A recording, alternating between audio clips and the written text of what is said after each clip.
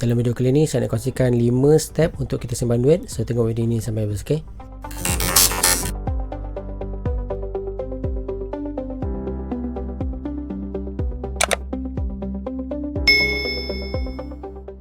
Assalamualaikum warahmatullahi wabarakatuh dan salam sejahtera. Saya Thehaikal. Selamat datang ke YouTube channel Thehaikal. Hari ini saya nak cerita santai je, iaitu 5 step untuk kita mulakan menyimpan duit ataupun menabung. So saya percaya siapa yang dah pernah simpan duit ataupun siapa yang memang dah start simpan duit, saya rasa anda tak perlu tengok video ni. Tapi kalau anda yang belum simpan duit ataupun tiada simpanan, anda boleh tengok video ni dan mungkin video ini boleh membantu anda untuk memulakan simpanan anda lah. Okey, kita terus pergi ke senarai cara ataupun step untuk simpan duit. Okey, yang pertama ialah anda perlu tentukan nilai untuk anda menabung. Kalau ikutkan kata-kata pakar-pakar kewangan, bukan saya lah, saya bukan pakar, saya just based on saya punya pengalaman. Ramai yang kata 10%, 30%, 20%, so dia ada persen-persen tertentu untuk anda startkan anda punya simpanan. Tapi pada saya, apa yang penting anda boleh setkan satu nilai untuk anda yang anda mampu, yang logik di akal lah untuk anda mulakan simpanan. Contohnya kalau dalam sebulan anda hanya mampu untuk simpan RM50, so anda setkan RM50 tu untuk anda simpankan setiap bulan secara konsisten setiap bulan. Kalau katakanlah RM50 pun tak boleh, RM10 pun okey. So RM10 anda tetapkan RM10 yang itu untuk anda simpan setiap bulan dan biarkan anda simpan berbulan-bulan dan teruskan habit untuk anda menyimpan setiap bulan RM10 tu. Okey, itulah step pertama. So anda tentukan nilai berapa yang anda mampu untuk menabung.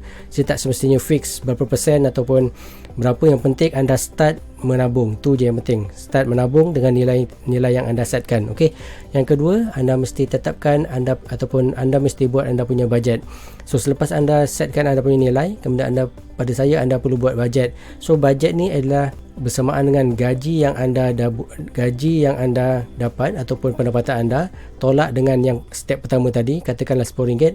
So baki tu adalah baki yang anda perlu buat bajet lah. So contoh macam RM1,000, lepas tu katakanlah gaji anda RM1,000, lepas tu anda hanya mampu menabung sebanyak RM10, so anda ada baki RM990 lagi untuk anda bagikan kepada keperluan dan juga kemahuan. So mana-mana yang kemahuan tu mungkin anda boleh kurangkan, mana-mana keperluan tu anda boleh dahulukan lah. So kat situ anda boleh tengok kat mana sebenarnya anda punya perbelanjaan yang banyak, dan dalam yang sama sebenarnya anda dah setkan untuk anda dah ketepikan anda punya tabungan. So 990 tu memang untuk anda simpan dan untuk anda gunakan lah. Okay, tu step kedua. Pertama tadi apa? Pertama ialah tentukan nilai. Kedua, anda wajib buat bajet lah. Okay, yang ketiga, anda perlu automasikan anda punya saving ataupun simpanan. Katakanlah tadi yang kita bagi contoh RM10, katakan gaji hanya RM1,000, lepas tu simpanan RM10. So RM10 anda simpan tu seelok-eloknya anda buat secara automatik. Maksudnya katakanlah gaji tu masuk ke dalam akaun bank.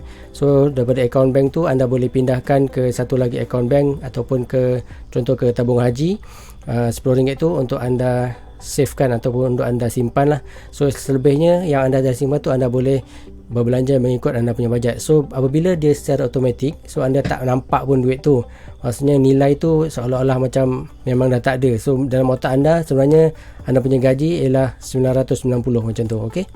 Okey, yang keempat ialah anda perlu letakkan anda punya simpanan yang anda dah simpan tadi ke tempat yang selamat dan juga menguntungkan. Okey, tempat yang selamat dan menguntungkan ni tak banyak, tapi contoh yang paling mudah, contoh anda boleh masuk ke tabung haji ataupun ASB. Itu adalah contoh tempat-tempat yang selamat, maksudnya tidak berisiko. Dalam masa yang sama dia ada bagi dividen jugalah, walaupun dividen tu mungkin tak tinggi, tapi dalam masa yang sama dia ada memberi sedikit keuntungan lah. So step yang kelima ialah step ulang. So maksudnya setiap kali anda telah mendapatkan kenaikan gaji ataupun ada tambahan pendapatan, so daripada tambahan pendapatan tu anda perlu review balik step pertama, iaitu nilai. Anda perlu, kalau tambah gaji maksudnya anda perlu setkan nilai itulah. Kalau contoh sebelum ni harga anda punya gaji RM1,000, simpan RM10, takkanlah naik gaji RM1,500 nak simpan RM10 juga. At least jadilah RM20 macam tu lah. So daripada situ kita go through balik yang kedua, iaitu bajet. So anda boleh go through balik anda punya bajet, mana yang boleh, mana tak boleh. Kalau still boleh kekalkan bajet yang sedia ada, so maksudnya kenaikan gaji tu boleh semua simpan lah. Okey, macam tu. Okey, yang ketiga automasi sama, lepas tu save, simpan di tempat yang sama.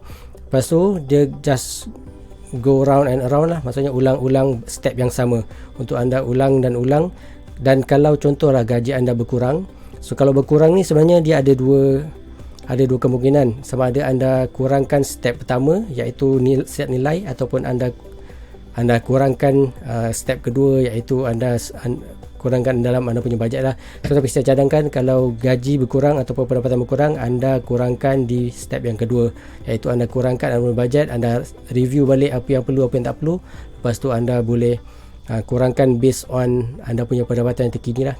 Okay, itulah step saya, 5 step yang saya gunakan, dan pada saya dia mungkin boleh membantu anda untuk memulakan simpanan. Sebenarnya apa yang step-step ni buat, dia bukan menyebabkan anda kaya, tapi sebenarnya ia membina jati diri anda untuk menabung ataupun membina habit untuk anda menabung. So bila anda dah start menabung, daripada situlah anda akan suka menabung, dan dalam masa sama tak kisahlah anda ada gaji besar atau gaji kecil, habit menabung tu adalah penting lah. Untuk membina habit tu yang penting. Bila anda go through step 1 sampai 5 ni, bila anda go through ulang, dalam masa sama dia akan membina anda punya habit untuk menyimpan. Dan insyaAllah dalam masa yang sama, bila anda cukup simpanan kecemasan, simpanan lain-lain, anda boleh start dengan yang step seterusnya iaitu untuk pelaburan pula. Ok, sedikit disclaimer, saya bukannya pakar keuangan, tapi saya buat based on apa yang saya baca, apa yang saya praktikkan lah. Itu saja dari saya. Jika ada persoalan, boleh tekan komen. Sampai jumpa lagi. Assalamualaikum.